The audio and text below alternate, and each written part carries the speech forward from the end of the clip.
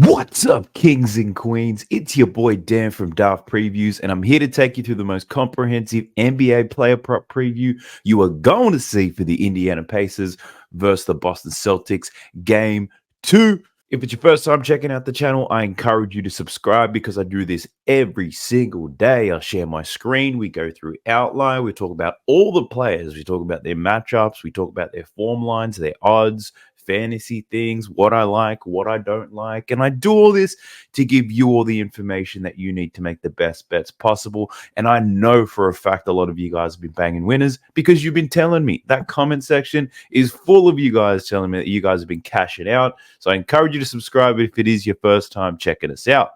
Now, in the last video, we previewed the Minnesota Timberwolves versus the Dallas Mavericks, and the Dallas Mavericks got the win, and we got some winners as well. We cashed Derrick Jones Jr. over his rebounds at plus money. Took Kyrie Irving over his points line. Took Kyrie Irving for 25. We took Kyrie Irving for 30. And then we also landed on Anthony Edwards under 22.5 points. I told you he's going sky high, or he was going well below, and well below he did. So a winning day. Pretty chuffed with that. Hopefully we can get some more winners in this Pacers v Celtics game. Now, if that sounds interesting, let's go. So jumping into Outlier, if you did not know, you could get access to Outlier too. I've got a 7-day free trial. It is in the video link description below, so check it out. 7-day free trial, great for NBA, MLB, NHL, WNBA. I'm working the hell out of this thing these days. Every single day, 2 to 3 hours. Outlier's getting juiced, and for the small fee that you got to pay for it, I think it's worth the money. Now, looking at the Boston Celtics versus Pacers, firstly, Boston Celtics 9-point favorites in this game. Total points line has moved up to 224.5. In terms of matchups, not many players are out that you didn't know of. Porzingis is still out. Xavier Tillman, a game-time decision.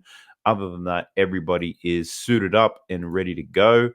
What I want to do first is check the box score from that last game to see if we can get any thoughts before we start looking at the numbers, because a lot of the times the graphs and those numbers, they can mislead you a little bit. So let's just look at the players, how they performed, and just think about what you think they're going to do in the next one. So opening up the box score right here, making myself a little bit smaller, and starting off with the Indiana Pacers. Well, first, you're talking about this game script, right? 128 to 133, went into overtime, high scoring game. It was a game where casual bettors would rejoice. If you picked an over in this game, 90% sure you would have won. So a lot of players went to the over in a whole range of stats. So let's take a look at it. Indiana first. Naismith, 14 points, 6 rebounds. Would have covered both of his lines. Pascal Siakam had a decently strong game. 23 attempts is good. 24 points, 7 assists, and 12 boards, though. Pretty crazy, those two stats. Miles Turner had 23 points, 10 rebounds, and 4 assists. He went over all of his lines in that. Andrew Nembhard only had 12 points, but he had 7 assists and 3 boards. Tyrese Halliburton over his points and his assist line, 25 and 10. And off the bench, Obi Toppin covered his with ease, 15 points. And TJ McConnell had 13 points and 4 assists off the bench. Ben Shepherd did not cash his PRA, believe it or not. But the 7 players who mainly got a run for the Pacers, a lot of them did extremely well. But looking at Boston, we had Jaylen Brown. He had scored 26 points, 7 boards, 5 assists, hit that 3-pointer to go into OT. Jason Tatum had 36 points and 12 rebounds. So those are regular season numbers that he was pretty much getting against his squad, and they just bled into the playoffs.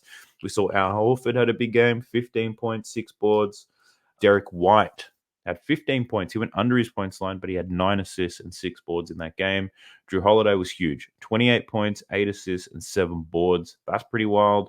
And off the bench, they didn't get too much production. Cornette didn't do too much. Peyton Pritchard scored 8 points, and he had 2 assists. So not the strongest game out of Peyton Pritchard. Now, which way do we expect this game to go?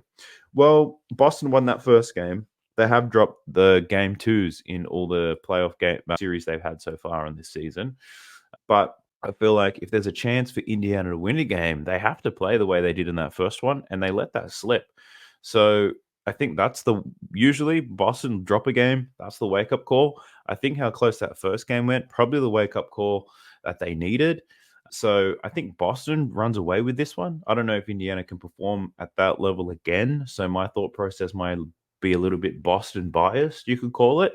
And if I think about Boston bias, I might be looking at some players who overperformed and potentially look to bet the under, right? So someone like Pascal Siakam's points, 24 points, 23 shot attempts. I don't know if he gets that aggressive with it. Miles Turner, he only took 13 shots and scored 23 points.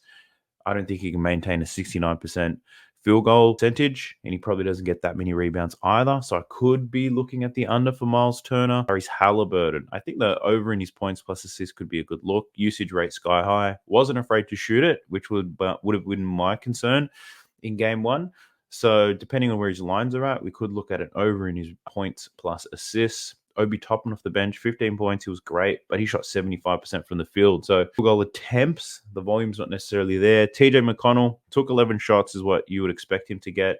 His line would have been at 10.5, made a free throw as well. I think his line's probably going to be at 10.5 again. And if it is, I might consider playing that. But Nembhard assists, that was a strong lean that I had in the last game that I did not take. Be very interested to see Siakam's rebounds and assist totals as well, see if there's any value there. Looking at Boston, we're going to see a big lift. So Tatum's points prop, I assume, has gone up. His rebound line's probably stayed at 12.5. Even though he went under his assist line, I think that stays where it is too. So it might be a little bit sharp around there. Jaylen Brown, 26 points. He probably moves the line a little bit. His assist could be a good look, so that would be quite interesting. Derek White, rebounds and assists were huge, very similar to Drew Holiday. So we'll see what's popping over there. Al Horford, I don't think I can get a read on this old man. I don't know what he's doing. So let's jump into Outlier, see what we can find. Let's find some value. I'll tell you what my leans are. I haven't checked out any of these lines as of yet, by the way.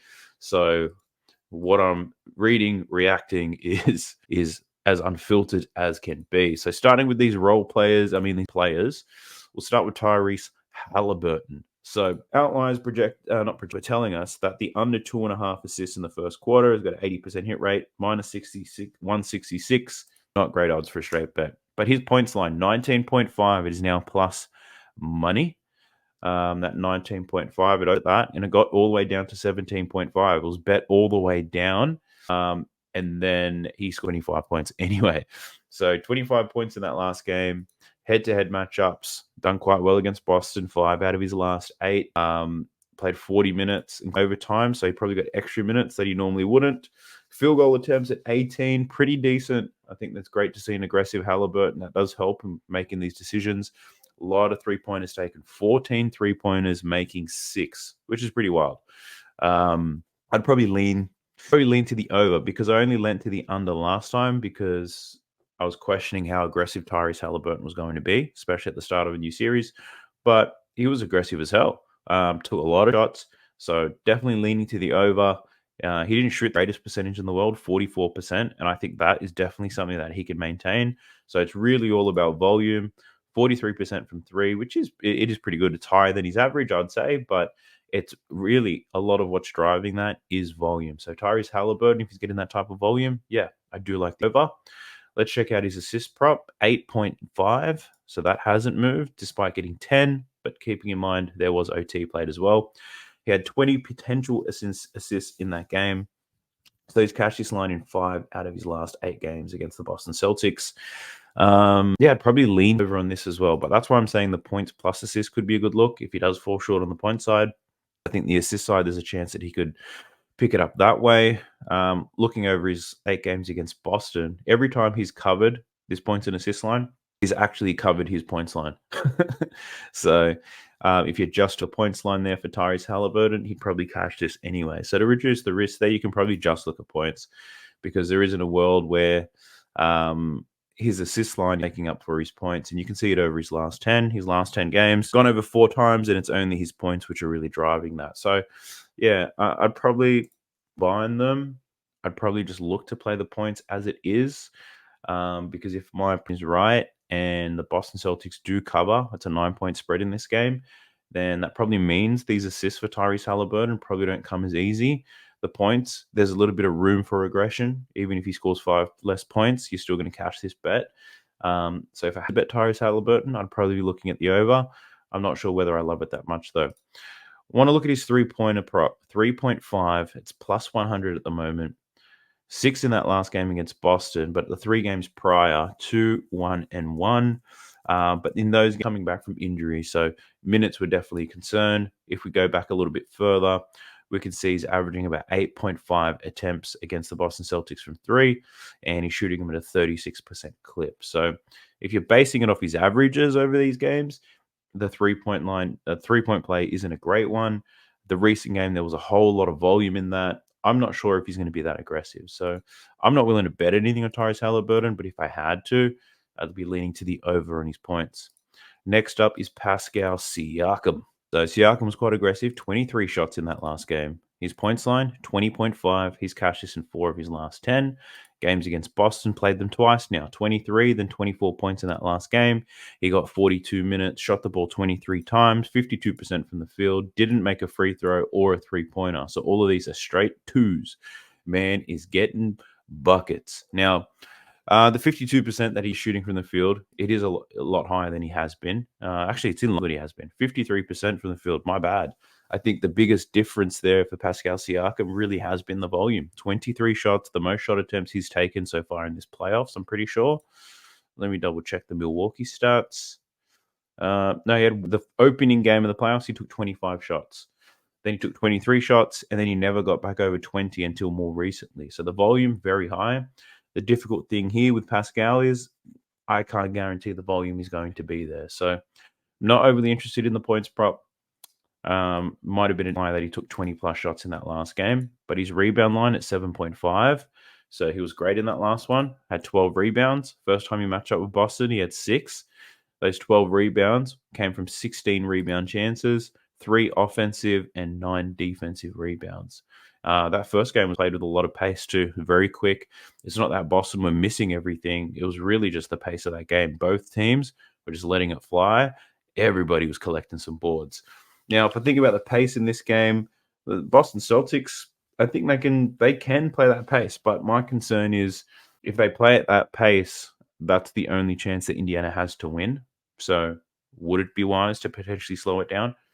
So that's one hesitation I have. I'm also Celtic bias in this one, but at minus 135, I wouldn't take that as a straight bet. Those odds aren't great, but for fantasy users, I think that could be a good look there. Pascal Siakam. The other play is his assist prop, 3.5 assists plus money if you take that. He had 7 assists in the last game from 9 potential assists. Looking back over his last 10, he's covered this line in 3 straight. Those 9 potential assists, they match the high in New York, which are the most potential assists he's made so far in this playoff. So I wouldn't overreact to the fact that he had 7 potential assists. The Pacers were shooting the lights out in that one. I feel like the 3.5 is adequately set at plus money. And if I was desperate, yeah, I could be tempted to take it, but not really loving anything on Pascal Siakam. Next up, let's go Miles Turner, see what's cooking with this boy. Now, Miles Turner, he had a pretty strong game, both scoring and rebounding, but I think both of those are real outliers. So first, let's look at the points. 23 points, tied the most points scored in the last 10 games so far in this playoffs. He played 39 minutes thanks to a bit of OT. I don't expect to see another 39 minutes from Miles. And looking at his field goals, only took 13 shots in that game, but he shot 69%. It's the highest percentage he shot over the last 10 games. So there's definitely some room for regression. He normally shoots at about 55%. And at 55%, he's probably making 6 shots in this game, 6 to 7 shots. And he did shoot 3 from downtown as well, which again is another outlier. If you look at his games against Boston, he has covered this in 5 out of his last 9, averaging 18 points per game. But against Boston, 55% from the field, 41% from deep. So if you factor just the percentages, if that was to occur in the last game, he makes 1 less three-pointer. And from the field, he's probably making 1 or 2 less shots. Or he's making 2 less shots, right? So that puts him down to 2 less shots. Let's say one of them's a three-pointer. So he loses 5 points there already. So that's 18 potential points that he finishes on, which again, it is over this line. So I'm not foolish to think that. Free throws, 63% is his average against the Boston Celtics. He did make them all. But yeah, if he was just shooting his percentages, he lands on about 18. But then one thing to factor in, he doesn't normally play 39 minutes, right? That's the most minutes he's played against Boston in the last 2 years, thanks to a little bit of overtime. So I'd probably lean to the under at 16.5. It does feel about right, though. But I'm not overreacting to that game and thinking, oh, Miles Turner is going to kill him again. I can see why this line is set the way it is. It's not too good to be true. So just be cautious out there. The next one is his rebounds. 7.5 is the line. 4 out of his last 9 against Boston. Had 10 rebounds in the last game. Obviously played a lot of minutes. Had 17 rebound chances. One of his highest totals against the Boston Celtics. Looking over his last 10, he's had 17 plus rebound chances 3 times. And in those games, 10, 8, and 10 rebounds. Now, looking back in these playoffs, checking to see, he hasn't had back-to-back games like this since the Milwaukee series. So against the Knicks, he only covered this rebound line twice out of 7 games, and he's covered it in the first game against Boston. So I'd probably lean the under here in Miles Turner. That's 17 rebound chances are huge. He doesn't normally sit around there. He has failed to hit in his last 7 games on the road as well. Let's check that out. So these are his road games, head-to-head road games. So he's only cashed the under in 4 of his last 5 against Boston. And if you look at his last 10 road games, he's gone under in 8 out of his 10. So yeah, I'd definitely be leaning to the under for Miles Turner. Odds are at minus 130 though, which is not great. So again, if you're on chalkboard, double fantasy, prize picks, underdog, whatever it may be, then that's one way that I'd be looking at Miles Turner under in boards. But let's quickly plug my real quick, because you know that I'm partnered up with Double Fantasy and Chalkboard, and you know my way out of the hood is if you watch these videos, subscribe for more content, like it so more people can see it, and also use my affiliate links, right? I do get a kickback if you use these apps and you make your first deposit. So at Chalkboard, you can sign up with Chalkboard. They have a 100% deposit match. With Dabble, if you sign up with Dabble, they'll throw $10 in your account, and you can look to get yourself out of the hood by chasing a big-ass 12-man. You can get 1,000x odds, which is exclusive to Dabble Fantasy. So use the link or codes. Use the code DARP. Use the links below on those 2 apps and help me get out of the hood. If you can't get access to them, I ask that you like, comment, subscribe to the video. Now let's get back into it. So that's my thoughts on Miles Turner. Actually, I have one other thought on Miles Turner. And this is just really a process flow, because I do a great job of reading these. I can acknowledge that. I can acknowledge that I do a great job of reading the data and what could happen in these games. Now, Miles Turner's block line, the over is at minus 125. I did bet the under in the last game at plus money, and I'm willing to bet it again. Now, he's gone over 1.5 blocks in 6 straight games. So you're probably thinking, why the hell would I even consider taking the under? Check out the head-to-head numbers against Boston. He's gone over this line once out of his last 9 games against the Boston Celtics, and that game was the very last one. And you know what's even more contentious? He got that last block in overtime, which shouldn't even have happened. So the overtime is bullshit. And if you watch the clip, thank you for that person in the Discord that shared this with me. He doesn't even get a block. All right. I think he strips Jaylen Brown when he's driving to the basket and the ball goes out of bounds, and he gets credited for a block. Like, that wasn't even close to a block. But either way, we take the loss. What I'm saying is, I'm going to run this shit back. Miles Turner under 1.5 blocks. I'm going to get this man owes me my money. The Boston Celtics, they're only allowing like 2 blocks per game so far in the playoffs. Average 3.7 on the year, but only 2 blocks per game in the playoffs. They shoot a whole lot of threes, and they get to the free throw line. So Miles Turner, I'm not expecting him to get many blocks in this game. So that's the first one that's going on my list. And if I get it for plus money like this, I'm definitely taking it. So I'm giving you guys a heads up. Don't hit me up saying, where are all the picks at? You know where the picks are at. They're winnable. And I use Winnable because not am I trying to cater for a YouTube audience here. I've also got YouTube. I've got stuff on Instagram. I've got a Discord group with over 2,000 people. So there's a lot of people waiting on my picks, and Winnable's the perfect place to put them all. I only have to enter them in one place. They notify everybody who's already subscribed, and it's all free. So feel free to check it out. Winnable's where my picks are at. Miles Turner will be the first one that I select. Following up from Miles Turner, who else do we have in the starting lineup? Nembhard. So I'd be very interested to see where his assist property's at. But let's take a look at his points first. His line's at 10.5. He had 12 points in that last game. He's cashed this in 8 out of his last 10 games. Against Boston, he's only covered in 3 out of his last 8. That last game, he had 35 minutes, the most he's played against the Boston Celtics. Just looking at the other games in the playoffs, it's close to where he has been averaging, 31. He took 10 shots, which is close to where he averages, 50%, a bit below what he normally gets. He shot 2 from 4 from downtown, which is a slight improvement, and he didn't get to the free throw line. So despite the extra couple of minutes, Nemhard didn't necessarily overperform. He met the line, but nothing crazy happened in it. And if we're going to be Boston biased when I'm making these selections, I'm going to tentatively say no to Nemhard points, but I think he gets close to that 10.5. His assists, though, that could be interesting for me because it was 4.5 in the last game, and I had a strong lean towards it, but I chose not to take it. He finished with 7 assists, 6 from out of his last 10. So 3 out of his last 8 against Boston. But what happened in that last game? He had 12 potential assists, which is huge. It's the most potential assists he's had over his last 10 games, so I'm not overly surprised that he got to 7. Now, I do expect some regression for the Indiana Pacers and their assist props and all that type of shit, but we need 5 assists here. Now, if you take a look, his assist to potential assist ratio is over 50%. So for us to get 5 assists from Andrew Nemhard, we need at least 10 potential assists. He is averaging 8.2 potential assists over his last 10 games, which is not wild. I feel like the line is about right when I think about it, but at plus money, I could be tempted, is all I'm going to say. But I'm going to pass on Nemhard now. Who else do we have? We got Naismith. Take a look at Naismith. So his points prop over 11.5 points. He's cashed this in 4 out of his last 10 games, averaging 10.7. Against Boston, 5 out of his last 9. 14 points in that last game, got almost minutes, and so he should. He's a key defender on a lot of their wings, a lot of Jaylen Brown action. He took 12 shots, shot 50% from the field, 1 from 5 from deep. So if anything, I would say that there's room for him to get better. He could shoot a better percentage, really. 20% from 3, which is not great. Looking back on his last 10 games, he actually only shoots 29% from 29% from downtown. So he shot 20% in that last game. He might see a little bit of an improvement.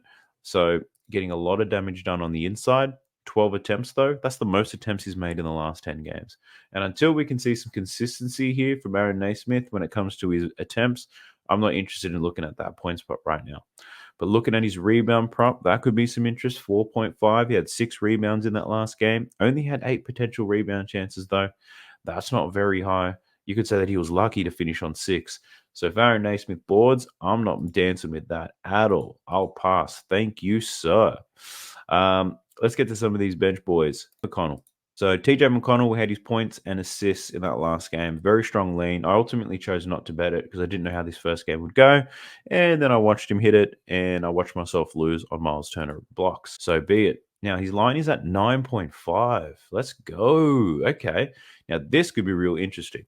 9.5. He's cashed 7 out of his last 10. He's cashed in 4 out of his last 8 against Boston.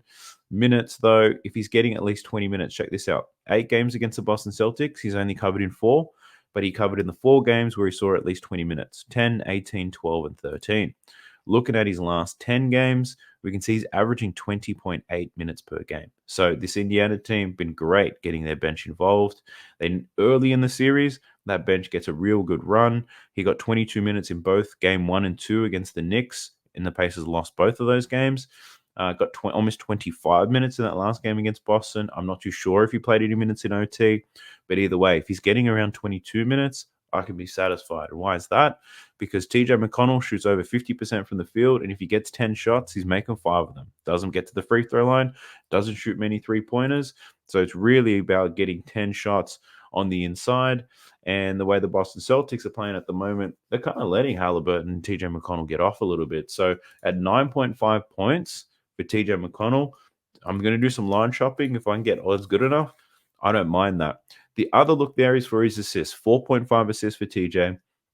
5 of his last 10, 3 of his last 8 against Boston. Only had 4 assists in that last game. Only had 5 potential assists. So when I say the Boston Celtics were forcing him to become a scorer, so when he drives that ball, he's good at penetrating. He gets into the paint at times, but if nobody's helping off and nobody's crashing on him, he can't pass it. So he's got to take that shot. So the points and assists is usually the way that I play TJ McConnell, 14.5. But at the rate where he hits 10, over 9.5 points, I like it. So check that out. We're going to look at games where TJ McConnell plays. Let's go between 18 and let's go 19 and 24 minutes, just to get a good sample size. So he's hit that 24 out of 33 games this season. He's his points plus assist prop, which is a 73% hit rate. Looking at his points, and we apply the same filters, 19 to 24. He's hit his points prop in 22 of 33 games, so a 67% hit rate for TJ McConnell. So I think where the edge is there, the 9.5 is very appealing though, because we need to make 5 buckets. But in saying that, the historical data tells us the points and assists has a slightly higher hit rate. So let's not fuck around. Let's look at TJ McConnell over his points plus assists as well.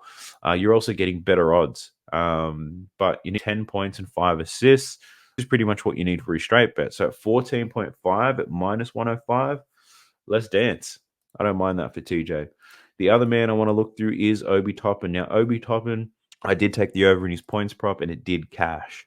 Scary, though. He cashed in only 8 shot attempts.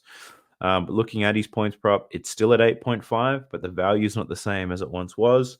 Minus 128 now after scoring 15 in that last game. But check this out.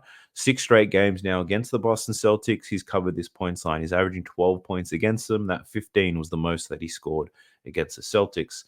Now, looking at his minutes, he got 21 minutes. He only took 8 shot attempts. He shot 75% from the field, which is very high. 1 from 2 from deep. And he made 3 throws as well. So, look, I'll be honest. I'm leaning to the over on Obi Toppin, but I'm not going to be betting it again. One, the odds aren't great, minus 128. So if you're playing fantasy apps, Obi Toppin could be a good look. But on those fantasy apps last time, the line was at 7.5. Now it's at 8.5 for the same odds. I'm not overly keen on it. Having a look at his boards, 3.5. He had 4 rebounds in that last game from 6 rebound chances. I don't like that, so I'm not going to be betting Obi Toppin's rebounds. Again, the Pacers have some regression and the Celtics are better. Probably makes it a little bit more difficult. And at minus 142, I ain't fucking around with that. His assist line is at 1.5. It's plus money. He's cashed this in 8 of his last 10. Had 2 assists in that last game against Boston. Has now covered in 2 straight games against the Celtics. Managed to get 2 assists from 3 potential assists. If anybody takes Obi Toppin over 1.5 assists, they're doing it because he's hit it in 8 of his last 10 games. He's averaging 2.6 potential assists a game. So that means he passes the ball 3 times before somebody shoots it. There's 3 opportunities for that in the game. And from those 3 passes to a potential shooter, you need to get 2 of them to score. Now, I am mucking around with that. But the hit rate is great. We can't. But if we're thinking about probability, I'm not willing to take that risk. Jumping into these Boston Celtics. Let's start with Jason Tatum. He had a great game. I didn't fade him. I just didn't know if I could trust him or not, but he was great. Looking at his points prop, it has moved to 30.5, minus 102, 36 points in that last game. Main thing to look at here is how he's gone against the Pacers in the past. 6 out of his last 8 games against the Pacers, 75% hit rate, averaging 34 points per game. He did play 45 minutes in that last game, so that's an outlier. We can't expect that. He did shoot the ball 26 times, but he's done that a couple of times before against the Pacers. He only shot 46% from the field. He shoots a better percentage against the Pacers, given that they're soft in the middle. So Tatum didn't shoot the greatest percentage. He shot terribly from 3, 25%. He was 2 from 8. I can't believe how bad this guy is at shooting from downtown. And then when it comes to free throws, aggressive. It was 10 from 12 from the line. Now, I don't want to take this bet, but I'm honestly liking the over for his points at 30.5. Just the matchup with the Pacers, it is an easy matchup. And if we're going to favor the Boston Celtics and lean that way and give them a little bit of extra credit after what's happened and the game script I have on my mind, I'd probably lean to the over. I'm just not man enough to bet it, not going to lie. The other look could be his first quarter points, 7.5. He's cashed this in 7 out of his last 10 games. Against the Pacers, though, only 3 out of the 8. So I'm not too keen on that. His assist line is at 5.5. Only had 4 assists in that last game in 45 minutes. He only had 8 potential assists, which is pretty low for someone with the usage rate as high as Jason Tatum. So very aggressive. Shot the ball 26 times. So the assist play, the only way I see this cashing is if they actually change the way they play. Either Boston changes the way they attack, or Indiana changes the way that they defend, and they force Jason Tatum to pass. Now, does that happen? I don't fucking know, boys. So my best advice is when you see these types of contradictions and you think these through, just step the fuck away. Just don't play nothing. So I'm not too keen on that. His rebound line up to 10.5, or it might have been at 10.5 anyway, but that's where I think it deserves to be. It is a plus money play. 7 out of his last 10 games he's cashed in, and 5 out of his last 8 games against the Indiana Pacers. Now, again, the rebound prop, that could be a good look. And the reason why I say that is if we're expecting some regression for the Pacers and they don't play as well as they did, then more rebound opportunities then become available for Jason Tatum and these Boston Celtics. I like the over. I don't know if I'm in enough to play it. But one other look that I'm thinking about is to tease his points line down a little bit and then tease his rebounds down a little bit for a little bit of a same game parlay as well. So I'm just playing around with my sports book at the moment to see what we can get for Jason Tatum. If I tease all these things a bit, where does it take me? All right, so there you go. So question marks. I do like the rebounds play more than the points play for Jason Tatum. But if we look at the data, if we look at the last 10 games, because he's been rebounding well in the playoffs, he's covered this line in 7 of his last 10. He's covered his rebound line of 10 in 8 of his last 10 games. So if you want to be a little bit safer with it, you can look at Jason Tatum for 25 points and 10 rebounds, and you can get that for plus 100. There is a little bit of risk there. What if he doesn't score these points? My thought is I don't see how he doesn't, because if you look at the points props against Indiana, his floor is 30 points against them. His line's at 30.5 though. So if you buy a couple of points, you can play with some alternate lines, maybe take Jason Tatum 27.5 points or something like that. And then you can reduce his rebound line to 8.5. That could be another look. I'm actually going to take a look at that now, because maybe if we can buy a little bit back, because I think 25 points for Jason Tatum, somewhat easy in this matchup. Let's see. I'm going to dance and play around with it right now and see what I come up with. So Jason Tatum, if I take him for over 27.5 points, and then we look at the rebounds, I wonder if I can get to 8.5 rebounds. 8.5, and there you get plus 110. There's 2 different plays there. So you can take Tatum 25 points, 10 boards, plus 100. Jason Tatum over 27.5 and over 8.5 rebounds, plus 110. So I'm going to leave them both in my sports book. I'll research these plays a little bit later. But yeah, that's where my thoughts go for Jason Tatum. Let me know what you guys think of that. Is that an interesting way to play it? Have you ever considered that before? And yada, yada, yada. Jaylen Brown. Let's talk about this fella right here. Now, I bet he's over in that last game. It only hit because the game went to overtime. He was looking great. And then in the fourth quarter, he was bricking everything up until that three-pointer to end the game. His points line, though, it has moved up to 25.5 after scoring 26 in that last game. He played 44 minutes, took 20 shots, the most aggressive he has been in quite some time. Only shot 50% from the field, 1 from 4 from downtown, 5 from 8 from the free throw line. So I would honestly be leaning to the under. Like, if it wasn't for overtime, Jaylen Brown would not cash his 26 points. So does he get better? Well, what's he going to do to get better? He already shot 50% from the field in that last game, which is not bad. And he took 20 shot attempts, which is a lot higher than what he has been doing. And he got to the free throw line and made 5 free throws. Like, he probably could get better, but honestly, my lean for Jaylen Brown in this one is the under. His assist prop, that does interest me though. 3.5 is the line, plus 124. He had 5 assists in the last game. 8 potential assists though, so it's not very high. He doesn't have the form against the Pacers, and his form in the last 10 is not great either. So I don't think I'm man enough to play that just yet. His rebound line at 6.5. He had 7 boards in that last game, averaging 6.5 in his last 10. And against the Pacers, he has had some success against them in the past. This season, though, it hasn't been great. But he only had 12 rebound chances in that last game, which is on the lower end of what he has been doing against the Pacers. So again, for Jaylen Brown rebounds, I'm not overly keen to play that either. So nothing on Jaylen Brown that I do like. Let's have a look at Drew Holiday. He is an enigma. He's difficult as fuck to read. So Drew Holiday, points line, 13.5. Just scored points in that last game. His last 4 games have been pretty good. Scoring the ball at a great rate. Against Indiana, he's played them 6 times this season. He's covered in 4 out of those 6, averaging 16 points per game. Obviously, a lot of minutes in that last game, 48. He took 16 shots, shot 63% from the field. He was 4 from 8 from downtown and 4 from 4 from the line. I can't get a read on Drew Holiday because it all comes down to attitude and aggressiveness. Sometimes he doesn't even try to score. Other times he can turn into this freaking demon. After a game where he just torched them, I'd normally lean to one under, but I can't even have a lean here for Drew Holiday, so I'm going to have to pass on that.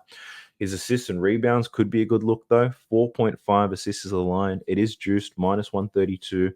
He had 8 assists in that last game, 13 potential assists, so 3 out of his last 6 against them, 6 out of his last 10 games in these playoffs. 13 potential assists is sky high, but again, extra minutes, overtime. He probably would have hit it anyway. Well, I know he would have. He had 3 assists in the first quarter. So, yeah, I think at these odds, I just am willing to dance with it. Rebounds at 5.5, so he had 7 boards in that last game. He has rebounded very well against the Pacers, covering this rebound line in 5 out of his last 6. So the rebound chances, 14 in that last to get 7. I'd probably lean to the over on his boards, to be honest. He is averaging 10 rebound chances and 6 boards, so it's about a 60% rebound rate. So you need at least 10 rebound chances in order for this to cash. He had 14 in that last game. I know it went into overtime, but if we factor in again, my script for this game is if the Pacers are going to get a little bit worse and the Boston Celtics manage to cover this spread, I think those rebounds might come good through Holiday. So I'm going to take a look at his rebound prop as a straight bet. We'll see if I can find some juice on that. Checking to see who else we're going to muck with. We got Derek White. The Derek White assists, that was a great look. I know a few people who took that, so if you're watching, well done to you. Points line at 15.5, 15 points in that last game, 5 out of his last 9 against the Indiana Pacers. He played 42 minutes. His shot attempts were low, 13, but it makes sense. Drew Holiday was balling out. Tatum shot 26 times. Brown shot at 20 times. Derek White not necessarily needing to go crazy. I think his potential to score is in the 20s, most definitely, but this Celtics team is quite deep. You don't know who's going to score. And right now, I can't side with Derek White. But if he gets off to a hot start, then a live bet for his 20 plus, for example, that could be a good look.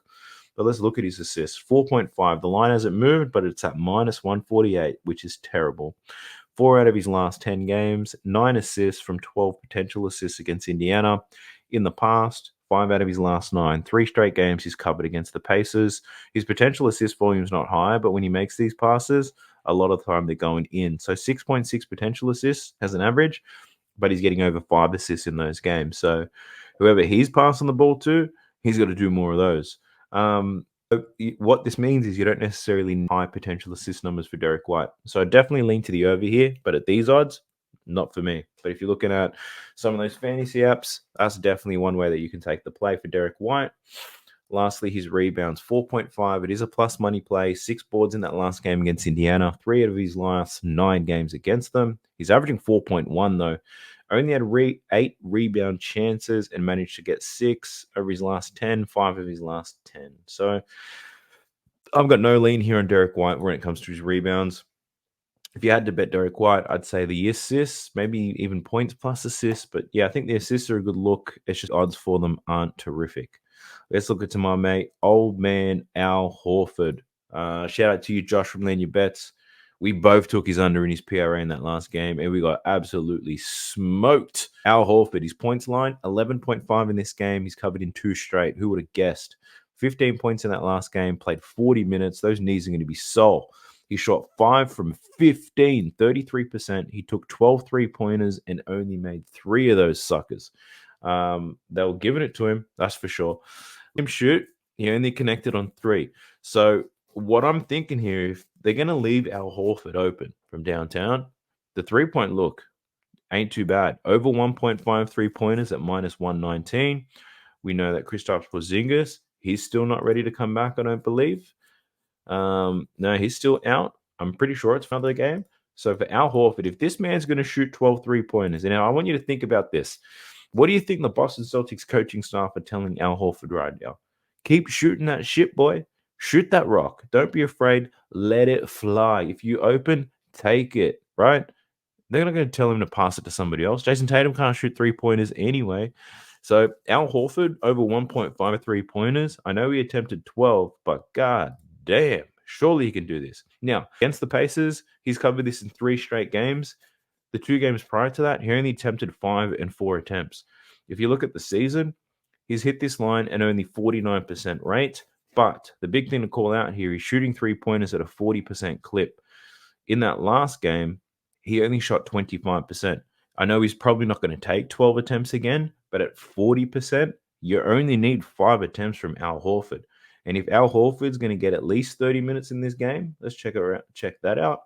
This season, when Al Horford plays 30 minutes, he's covered this line in 16 out of 26 games. He takes 5.5 attempts on average when he more than 30 minutes. He got almost 40 minutes in that last game. I get those OT, so he might get to about 35. Look, I'm willing to take the play on old man Al there. 1.53 pointers. Let's go.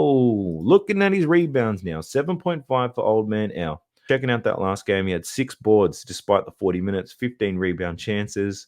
He's only cashed this in 1 of his last 5, 4 of his last 10, and in head-to-head games against the Pacers, has only cashed this in 1 out of his last 8. So I think the under for Al Horford's definitely the look. 7 out of his last 8 games against the Pacers, he's gone under his rebound line. He did play 39 minutes, which I don't expect him to do again. I think the only risk in this is if the Pacers are going to be a little bit worse and shoot worse. The reason why I'm taking Drew Holiday rebounds, the reason why I don't hate Jason Tatum rebounds is the fact that there might be more rebound chances available. So that's my concern. I'm just checking the box score real quick. Yeah, the Pacers shot 53% from the field last game, which is partly why some of those rebound chances were low. They do play at a high pace, though. But 53% is high as hell. I don't expect them to continue that. So that's my risk on taking the under in Al Horford's boards. I don't like betting unders either, but that's definitely the way that I'd be leaning. So I'm going to prefer to bet the over on his rebounds prop. Let's go, old man Al. Checking to see if there's anybody else of interest. So Sam Hauser, he's been pretty trash in these playoffs, not going to lie. We got Luke Cornett. I don't want to bet on his ass because Luke Cornett, one of the guys that got blocked by Miles Turner. But what I do want to check here, because if my read is right and Boston does cover this, we might see a little bit more Cornett time, especially after Horford played almost 40 minutes. His point sign's at 3.5, minus 155 though, so that's not great. He scored 5 points in that last game against Indiana. 13 minutes, 2 from 3. I'm not interested in that. 3.5 for Cornett. He had 4 boards, 8 rebound chances in 14 minutes. So maybe the PR, the points plus rebounds, could be a good look. 7.5, 6 out of his last 10, 3 out of his last 4 against Indiana. So these are 4 games, all of them this season. In those games, 16, 16, 10, and 13 minutes. So yeah, probably lean to the over here. Luke Cornett plus rebounds, minus 135. Not for me, but for you fantasy players, that could be a good slip to add to your parlay. I know on these one-game slates, it can be a little bit difficult to stack a lot of those together, but I don't hate that for Luke Cornett. We then have Peyton Pritchard. So this is his PRA, under 13.5, scored out as a plus EV play by Outlier. It's cashed in 8 of his last 10 games, which is pretty good. And in head-to-head matchups, it's cashed in 5 out of his last 7 against the Indiana Pacers.